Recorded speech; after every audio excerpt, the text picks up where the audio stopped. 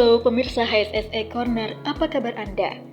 Pada kesempatan kali ini, kami akan menghadirkan informasi tentang kesehatan paru-paru. Mau tahu penjelasan lengkapnya?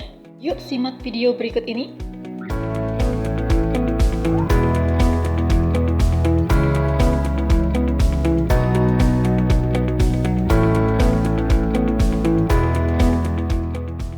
Penyakit apa saja yang kerap menyerang paru-paru? Yang pasti adalah penyakit yang pernafasan ya. Istilahnya yang paling sering saat ini adalah infeksi yang disebabkan oleh karena virus, kan saat ini lagi pandemi. Tapi selain penyakit pernafasan yang disebabkan oleh karena virus, saat ini juga masih banyak penyakit yang disebabkan oleh karena bakteri, yang biasanya kita sebut pneumonia. Dan juga banyak pasien-pasien yang datang ke saya itu dengan keluhan sesak napas. Tidak selalu harus karena infeksi, bisa juga memang beliau ini, pasien-pasien ini dengan riwayat asma atau penyakit paru yang akibat rokok. Kita sebut dengan penyakit paru obstruksi kronik. Penyakit paru itu sebenarnya orang kalau dibilang penyakit paru tuh rata-rata semua pada nggak mau ya.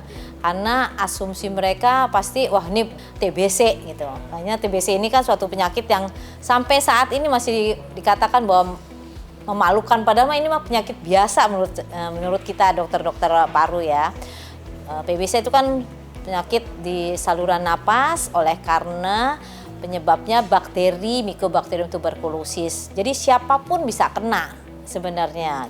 Jadi ini bukan suatu penyakit yang memalukan, bukan penyakit kutukan, bukan penyakit turunan.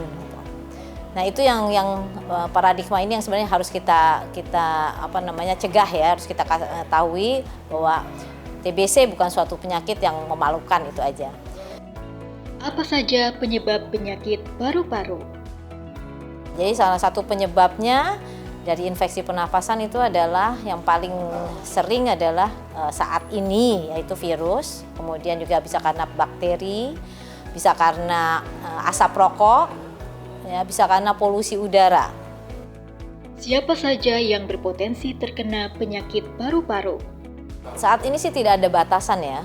Karena apa? Karena kita bernafas itu kan menghirup udara yang kalau misalnya tercemar dengan bakteri, tercemar dengan virus, atau tercemar dengan asap rokok, itu terhirup langsung dan masuk ke dalam paru. Jadi siapapun bisa kena. Tapi terutama untuk orang-orang yang punya komorbid. Kenapa? Karena biasanya komorbid itu adalah orang-orang yang dengan sistem imun yang rendah. Misalnya siapa? Misalnya orang-orang dengan penyakit yang gula, dia itu sistem imunnya rendah. Kemudian orang-orang yang punya penyakit jantung, kemudian dengan orang-orang dengan HIV, orang-orang yang memakai kortikosteroid, juga pada pasien-pasien yang usia lanjut dan usia anak-anak. Apa gejala terkena penyakit paru-paru? Gejalanya kalau yang pasti batuk. Kalau misalnya terkenanya itu cukup luas di parunya, otomatis dia akan menjadi sesak napas gitu. Kemudian tergantung juga penyebabnya. Kalau misalnya penyebabnya karena kanker, bisa aja ada nyeri dada. Pengobatan tepat untuk pasien paru-paru secara medis. Kalau misalnya penyebabnya infeksi, ya kita berikan antibiotik. Kalau misalnya penyebabnya karena kanker, ya kita mungkin berikan kemoterapi atau radioterapi. Kemudian kalau misalnya asma, kita akan berikan obat yang untuk membuka saluran napas, kita sebut dengan bronchodilator. Di samping itu kita tambahkan juga obat-obat yang sesuai dengan gejalanya lah. Sebagai fasilitas medis, apa keunggulan pengobatan penyakit paru-paru di RSPP? Untuk di RSPP, alhamdulillah kita di sini mempunyai alat untuk menegakkan diagnosis yang cukup lengkap ya. Kami di sini mempunyai yang pasti memang alat ronsen, kemudian kita punya juga CT scan toraks yang sampai bisa melihat lebih detail ada kelainan apa di parunya. Kemudian kita juga periksakan dahak ya kalau untuk pasien-pasien yang cenderung ada infeksi. Kemudian juga ada pemeriksaan darahnya yang lengkap untuk melihat apakah ini benar ke arah TBC atau bukan, atau sudah sampai lanjut kemana.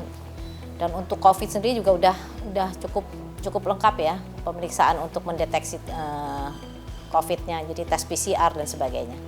untuk mengetahui ada infeksi atau enggak, ada tumor atau enggak, kita punya alat ronsen toraks yang pasti. Kami saat ini sudah buka sampai jam 8 malam ya, dari jam untuk praktek sorenya jam 4 sampai jam 8 malam. Juga kami sudah buka praktek hari Sabtu.